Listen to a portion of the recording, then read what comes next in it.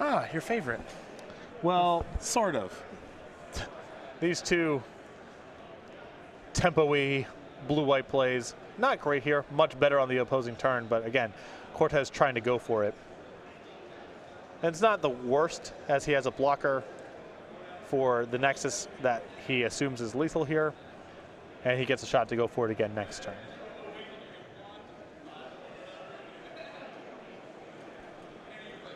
Both these players doing a lot of crossing of fingers and hoping that they are not dead, because a lot of cards kill them. It's my kind of matchup, and they honestly. cannot play around them. Yeah. Spell Queller, immediately blocked. Please don't kill me. Next turn. I'd be laughing too. See Cortez has a little bit of a smile on his face. Well, it looks like Cortez here is at the mercy of Barich's hand, as he has a Noble Hierarch and a land left over in hand, can't protect himself at all, but he can get busy. Yep. With our old friend Noble Hierarch.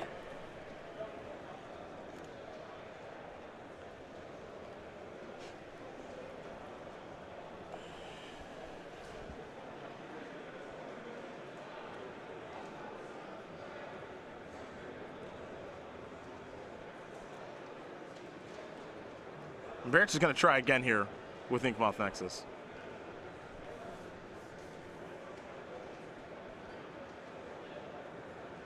All right, there's Might of Old Corrosion in the main phase, so +4/+4. 2 Exalted Trigger is going to make it 7. Is he seriously not dead? I mean, Barich has to go for it here because he can easily die the next turn. No, he definitely has to go for it. I'd just be shocked if he doesn't kill him this turn. I see too many green cards in the hand. Yeah. I think he's just waiting for Cortez to declare no blocks. All right, there's Groundswell.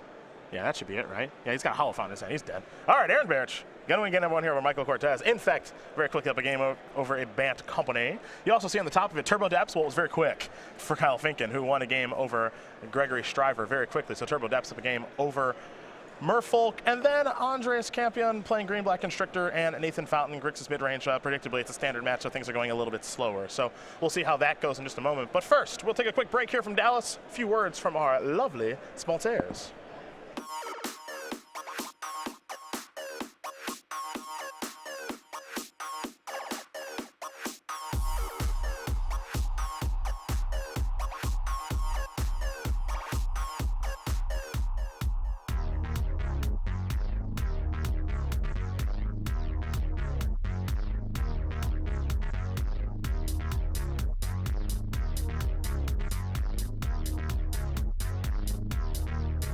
Go.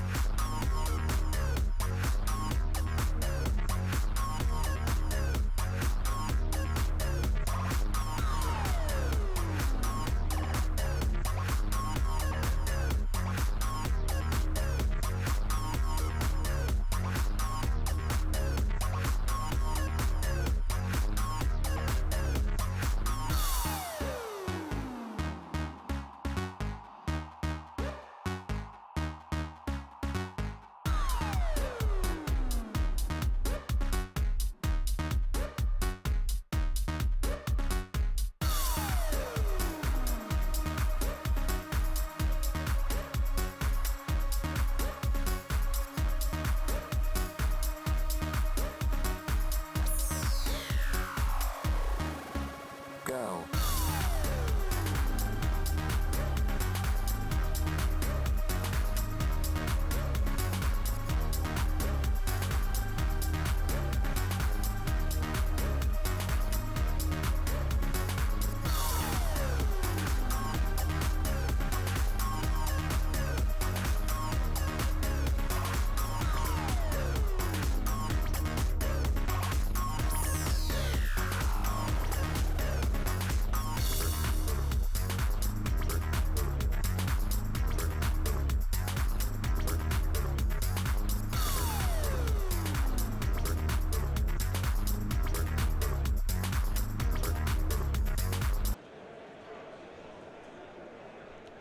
Aaron Barich, Michael Cortez, Infect, Bant Company.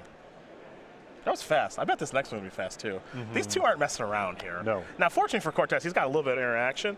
3 Path to Exile, 3 Geist of St. Traft, 2 Unified Will, 1 of Fun Ofs here in Burrington Forge Center, Core Firewalker, Kataki's War's Wage, Affinity Hater, Aven Mind Censor, Eidolon of Rhetoric, Kosali Pride Mage, and another copy of Reflector Mage. Get me a little bit more interaction here with the Reflector Mage and the Kosali Pride Mage are reasonable interaction. The 3 copies of Path to Exile, the best of the bunch here, though. Other side of things, we got 4 Kitchen Finks, 2 Viridian Corruptors, 2 Dissenters, Deliverance, 2 Grafdigger's Cage. Nice card in this matchup, along with 2 Nature's Claim, a Dispel, a Dismember, and a Spellskite. I would go with the Cages and the Dismember, but not the Dispel. No Dispel? Maybe it's good enough. I guess if you think he's bringing in paths, then it's above the board. I always get really nervous when I'm looking at these Infect sideboards, and I'm thinking, well, there's 6 or 7 cards they're looking to bring in, because I just don't think the deck plays well that way. But yeah, the Dispel, if you're anticipating him having some sort of path or some other creature removal, maybe his own Dismembers, that's probably above the board. Well, these players are just about ready to go here for game number 2. Finken and Stiver also getting ready here for game number 2 is their game, and a real quick via the old 2020. I feel this not quite as extreme, more extreme than Infect in this regard, but people's affinity sideboards always bother me. What's that? Because I look at them and I'm like, I'd rather just play the same 60 than bring in the cards that you have for that Sure. that are ostensibly for this matchup. Sure, you know? sure. I see a lot of affinity sideboards that look like they have 7 or 8 cards to bring in for a matchup, and I kind of want 2 or 3 cards for everything, because Okay. you just can't cut that much more and have the deck function. Glistener Elf, Threatening Lethal. You don't know. Turn 2. You just don't know. You don't know.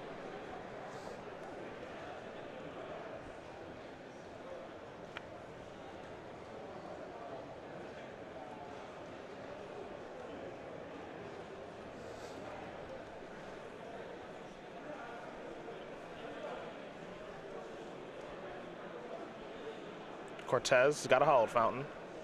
Let's see what his second turn is going to be.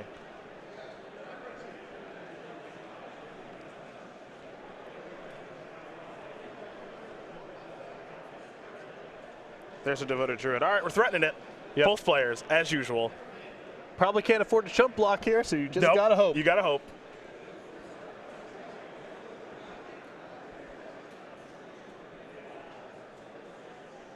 Ha. Compelling and rich.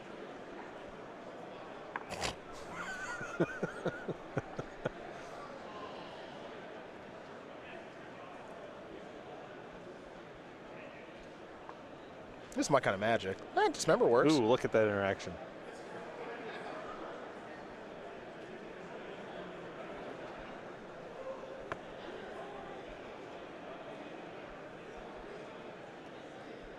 In just 1. All right, another Glistener Elf. Pass it back. Got Apostle's Blessing. Look like a copy of Might of Old Corrosion. Hand does Barich. Gavany Township. And Duskwatch Recruiter. More so part of the combo, but the nice thing about that card is that it does have some functionality when you're not comboing. Relevant text there. Relevant cost reduction as well in some spots. You are really upselling a Grizzly Bears here. That's a hard upsell. that's the hard sell. That's a hard sell on Duskwatch Recruiter. All right. Look, man, we probably got some. Cortez will be thrilled if it trades with literally any card in his hand. Yeah, yeah.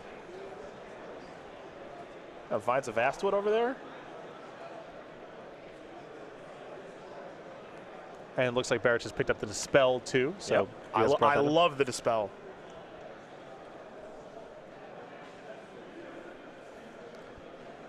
Yeah, I suppose if we're talking about Barich going from 3 sideboard cards to 4, there's probably space.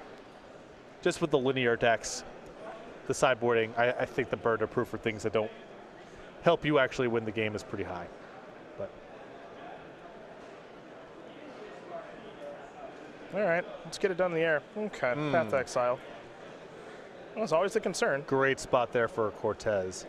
And to be able to pull that off with Barich having a Dispel in hand is a huge win. Yeah.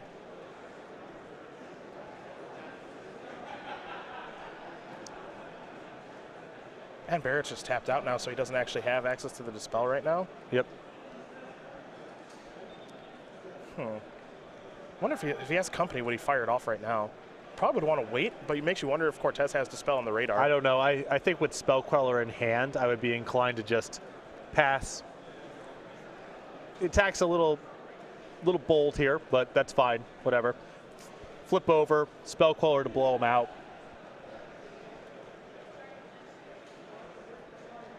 Back to Barich we go. Yeah, shoulder shrug, here I come.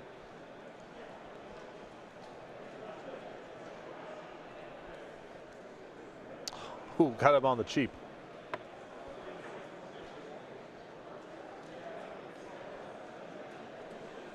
Back to Michael. 5. Barich is like kind of low. I really like Cortez shortening up the game here. Yeah, me too. 1 mana Devoted Druid, pass a turn back.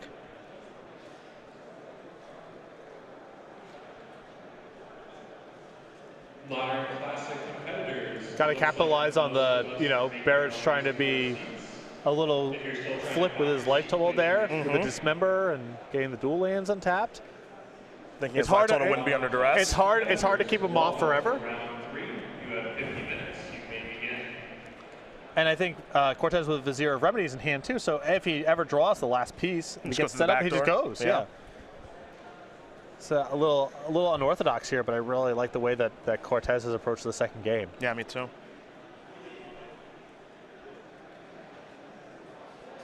Situations present themselves. You got to take advantage of them when they come.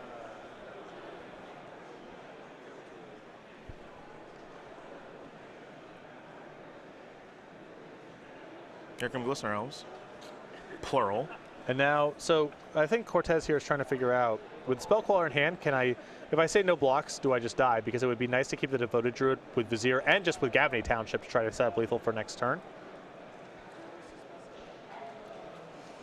There's Vines. There's Queller. I think we're probably done now. Yeah. Good performance for Dispel. It's just, Come on. Come on. looks great. He's got 8 really good cards to counter. Come on. And Paz after board. Great job, Dispel. Yeah, great job. It looked great. I think he's just dead via just via Township plus his Flyers will get it done here. As long as he's got the mana to activate. As long as he sees it, that's his job. I wouldn't concede either if I'm Aaron. Yeah, make him do it. Yep, there we are, and we're all set there. So Michael Cortez, Aaron Barich, they're going to get ready here for game number 3, while our standard match appears to still be in game number 1, and Finken already has destroyed Stiver 2-0 because Turbo Depths is doing what it does, make start depths very, very, very quickly. So as these players shuffle up here for game number 3, not sure if they're going to go back to the drawing boards. We'll find out after a quick message from our sponsors.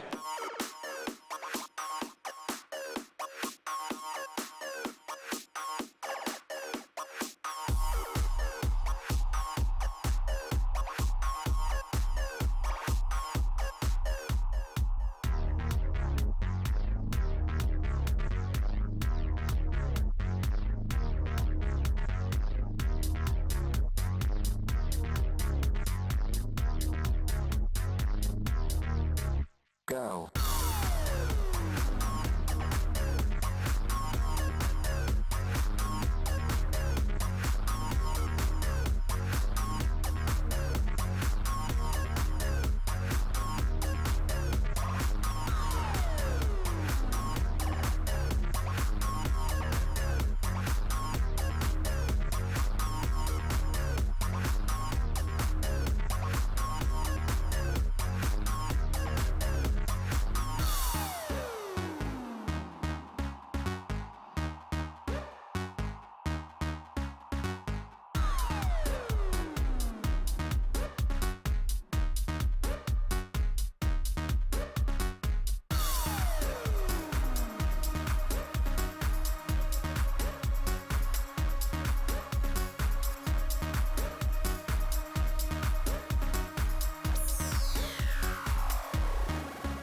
Go.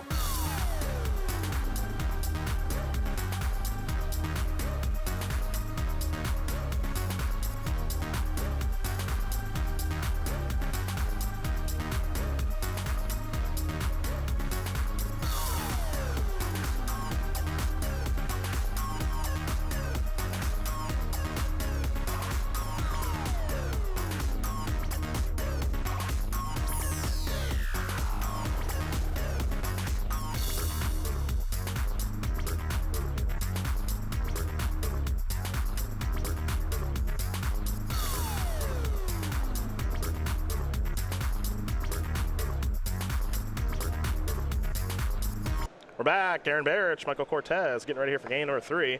Got the sideboards up here just in case you see anything you want to change here, Mr. Sullivan. No, I think from Cortez's side, the Pride Mage, the Reflector Mage, and the paths look good, and from Barich's side, Dispel, Dismember, and the 2 copies of Grafdigger's Cage.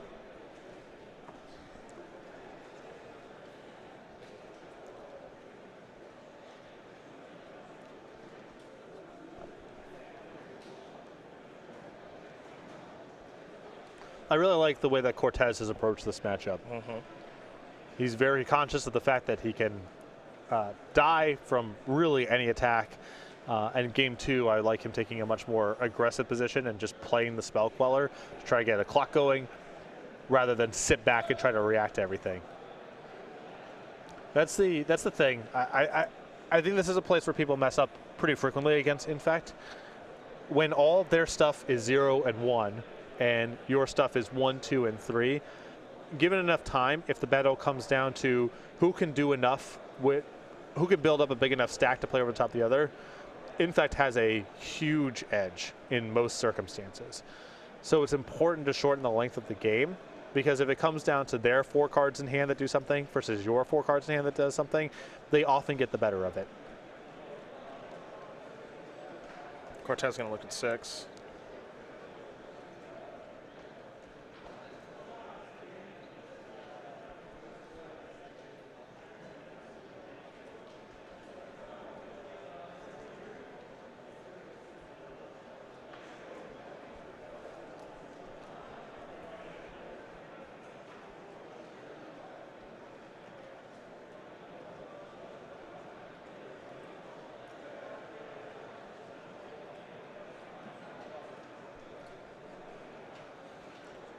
Barich looks happy with his 7, though he is confirming and having a conversation with his standard teammate. Not sure if he's happy about the play that was just made there by Nathan Fountain. A little bit of a back and forth between the two of them. You just got to go back to your match. You got to let that go. Yeah, you got to focus on what's in front of you.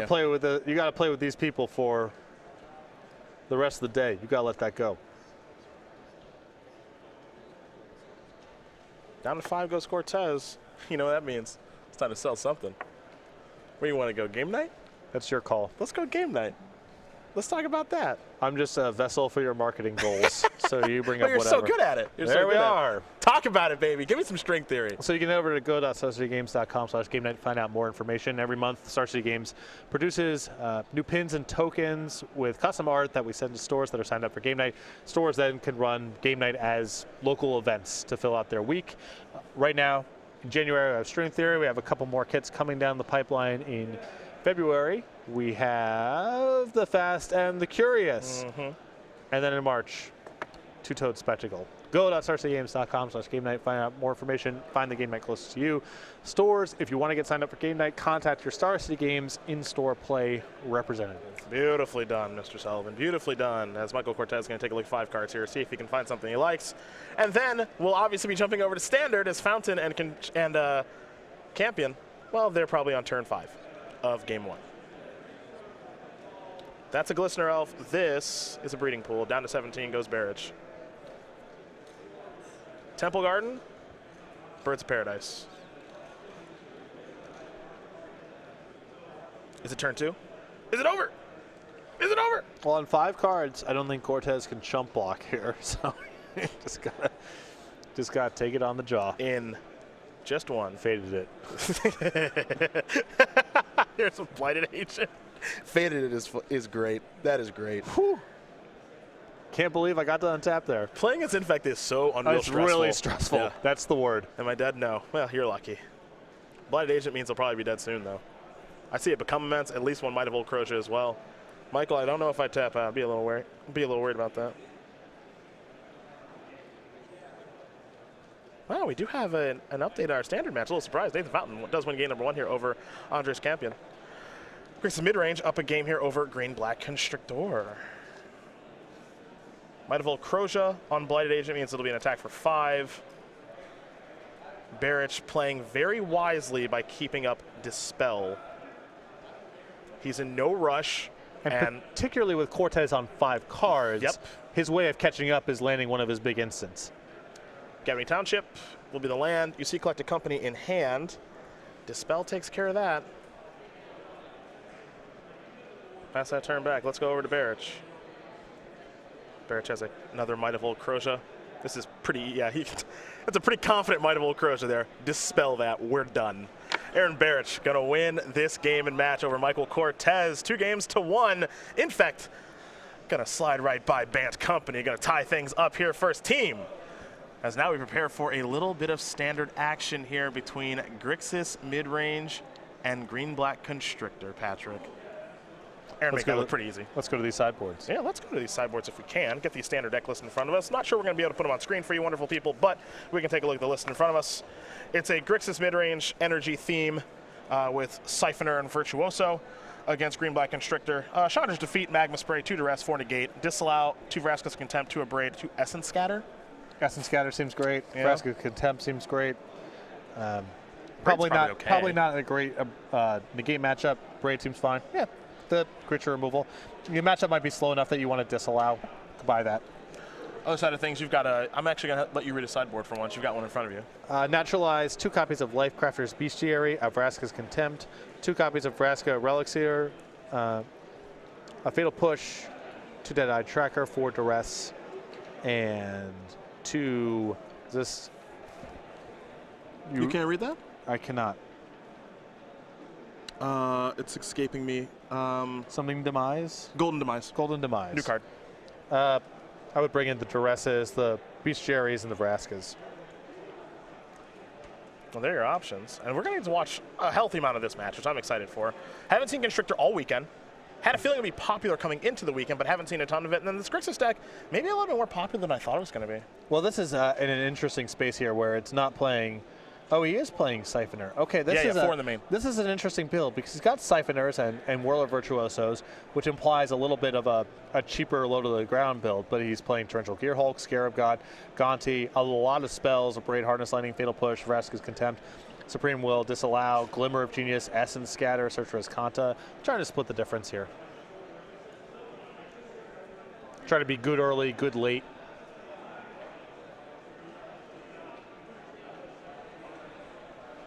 Well, if you're just joining us, it's Cedric Phillips and Patrick Sullivan. We are here at SCGDFW. That's Dallas-Fort Worth. We got, of course, Nick Miller on the sideboard. His 100th show, so if you're not following at Nick Thos on Twitter, you should be. Give him a shout-out. Nick has been a weekend warrior. Yes. Over the past, we were having dinner with him yesterday. 2014 is when it all began for Nick Miller. 100th weekend here. Many an Invitational, many a Players' Championship, many a Grand Prix, many an Open. So we had a fun celebratory dinner with him last night. And now we turn our attention to more Magic with Fountain and Campion. And it should be a fun one to watch. I've not seen a lot of these Constrictor strategies so far. No. Which is surprising to me. Very natural home for Jade Light Ranger. Yeah. Explorer plays well with some of the counter synergies. Deck likes to make a lot of land drops because it's got some 5s in there. Walking Ballista. Pretty natural home for Chupacabra, too. Yes. You have some mana acceleration. You're trying to control the battlefield, have the biggest stuff. Also, deck just doesn't really have any bad cards in it. It's kind of it's weird to say it's like a good card deck, but it is just has a lot of good cards in it. Yeah. Good mana, good cards. Enemy colors. Hub is where Campion's going to start, so we're going to go over to Fountain now. Explorer plus 1 in Constrictor is that's nice. Yeah, it's a combo. That's nice. Yeah.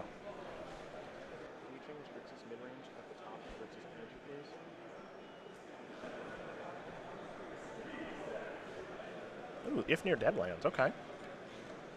Painful way to do it, but it's a way to do it nonetheless. And now there is Sneck. Let's go over to Nathan Fountain. I remember back in the day, Snake, obviously there's a lot of interactions here, Rishkar, J Light Ranger, a million things. It's important to kill that. It is pretty important to kill that thing, if you can. Looks like there's a Fatal Push in hand, and a Harness Lightning, so answers are there. Yeah, Nathan trying to figure out what answer do I want to use here? How do I manage these lands that some of which enter the battlefield tapped, some of which enter the battlefield untapped? Fatal Push, Dragon Skull Summit, back to Campion. Force is a big draw here for Campion, It's funny to say Force is a big draw, but I'm actually right there with you. especially if he's going to play Lifecrafter's Bestiary, as he's going to be taxed on green mana. I'm curious to see if Fountain does want to abrade this, and he does. He wants to get that off the battlefield. Now, Bestiary, I think, is a card that's going to be pretty popular Yes. moving forward. There's a lot of control decks, these mid-range decks. It's a good way to break things open, all that good stuff. So abrades could continue to remain pretty popular.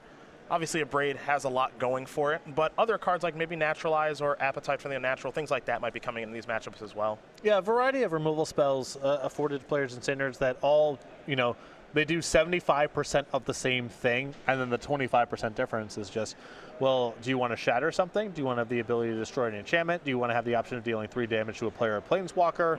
They're all similar, but the differences can be really important. Dress will take care of a Braid. It's a Gonti Lord of Luxury, Harness Lightning Scarab God, and a Drowned Catacombs. That's what Nathan is left with. Another hub there for Campion. We'll net him a little bit of energy. Here's 3 mana, and now this is an Aethersphere Harvester. So up to 3 energy. And Found off to a really good start here, and you can see the plan here is just blunt the early game and then have a better top end than Campion, and so far so good. Fetid Pools plus pass. It was actually a Pools, not a Catacomb, so I apologize for the mistake there. To our viewers at home, as a hub will come down. Energy number 4 goes on the Jacob Ball token, and nothing for Campion to do. Torrential Gearhulk the draw. Now it's a pretty good time for Gonti Lord of Luxury. So Nathan will take a look at the top handful of cards. He'll get one of them, of course. And Gonti, a nice little card. We do know that.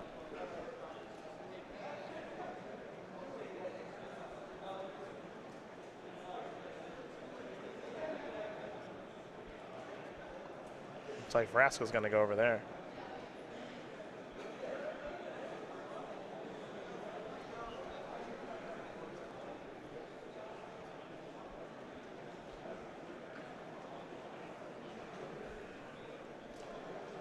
There's Canyon Slew and an attack for 2. That rhymes. I'll be here all weekend. I don't know exactly what Campion cut out of the deck here, but playing against this much removal and with the life total not really being what the game is about, I would have not brought Aethersphere Harvester to the table in game 2. Yeah. It's not doing much. No. That's for sure. And even if it was doing something, it wouldn't be doing much. Yeah. Here's a Scarab God. And so now Campion is basically put to the test right now. A Scarab God? The Scarab God. The Scarab God. The Scarab God. I apologize. He has the Scarab God. Yes, I apologize. It rolls off the tongue that way. He no longer has the Scarab God. His Vraska's Contempt is taken care of the Scarab God. Thanks for the clarification. I appreciate that. Yeah, it's important to know. It is. The Oasis, on passing of the turn. Campion's draw has not been great. As here comes Gonti yet again. But there's also, this is kind of baked into a matchup like this. Fountain can afford to flood out because he has expensive spells and things to do with his mana. Campion just needs to draw the right mixture of lands and spells in the matchup. Absolutely. That's why Bestiary was so important. Right. He needs that to scry and make sure he doesn't draw any bad cards. Needs a card drawing to be able to go late into the game. All that stuff. He has none of that going. He's reliant solely on his draw step. It's a tough way to do it. This plus a Fatal Push? No, I think he's just going to the if near dead lands to slow down these brutal Gonti beats. Okay, yeah, we needed the black counters, not the white ones. I was like, what is this? Harness Lightning? Pass the turn back. Not the best exchange from a card economy standpoint. No, I'm inclined to agree. Here's a Winding Constrictor that's going to die. Pick a card at random from your hand, Nathan. That will kill it. Oh, we're going to crew up. That's dead too. Crew down. Yeah. And push.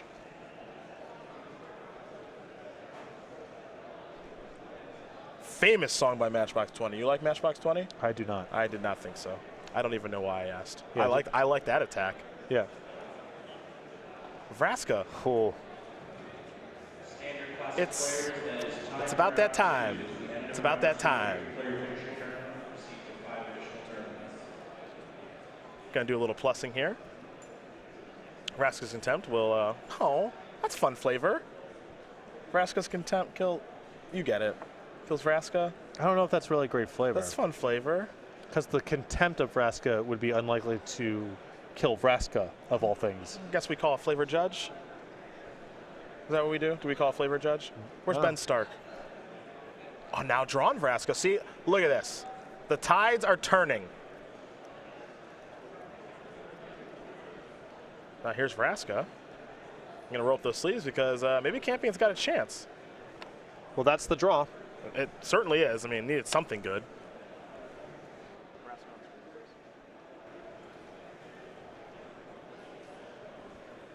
Vraska out here seeking relics.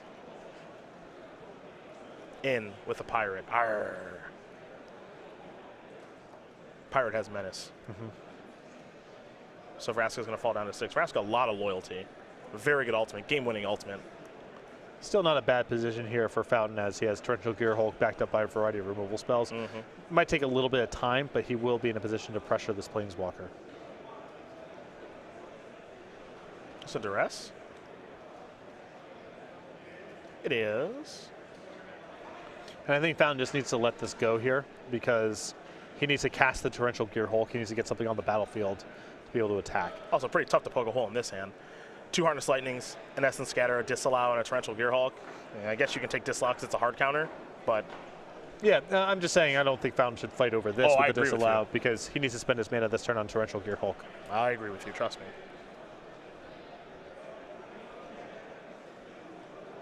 And even if he takes the Disallow, you get to play a Torrential Gear Hulk, kill a pirate, untap, kill a pirate if you're feeling so inclined, and you have a clear board there to start threatening the Vraska. And I am always feeling so inclined. Yeah, Disallow's the one card you can take. That makes the most sense. We going beatdowns? No. No, we're not going beatdowns. Torrential Gear Hulk's going to go beatdowns, though. Here comes the big 5/6. And looks like it's going to get back in a braid. Take care of one of those pirates. Fountain going to untap. He'll take a draw step. There's a real chance where he's just better off ignoring the Vraska. Maybe? Actually, that's too tough to do. You're so far ahead on resources, it feels like the only way this game gets stolen from you is if Vraska goes unchecked for long enough and backed up by a sequence of a lot of good draws all in a row. Yeah. So Vraska's going to fall down to 1. And Campion's at 14. It's not like you're so close to lethal that you can close the game out in a turn. Couple of lands there in Andres' hand. And just a Vraska that's going to make a pirate. That pirate will likely die here in a moment. Maybe we'll see the dead lands get activated again. Yep, take care of that pirate. Pass the turn back. Harness Lightning's going to kill this.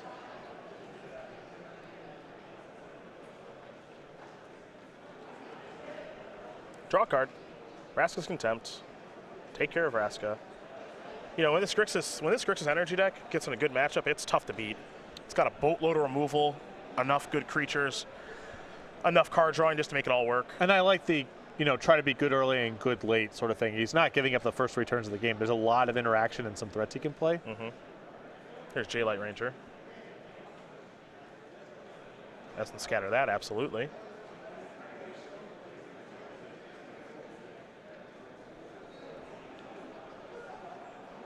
Looks like at least one Vraska's Contempt in Nathan's hand. He's just trying to cross the finish line here, folks, to move Barich and co. to another victory and 1 step closer to the top 8. We're going to watch Andres get 1 more draw step. It's a Lifecraft's Beastry, and that is going to take care of it. So the team of Gregory Stiver, Aaron Barich, and Nathan Fountain are going to win this match over Kyle Finken, Michael Cortez, and Andres Campion. 2 matches to 1. Merfolk Infect Grixis Energy. Winner, winner, chicken dinner. Nice set of matches there. Yeah, entertaining to watch. And for Aaron Barich and co., as you mentioned, step close to the top 8. Job well done. It's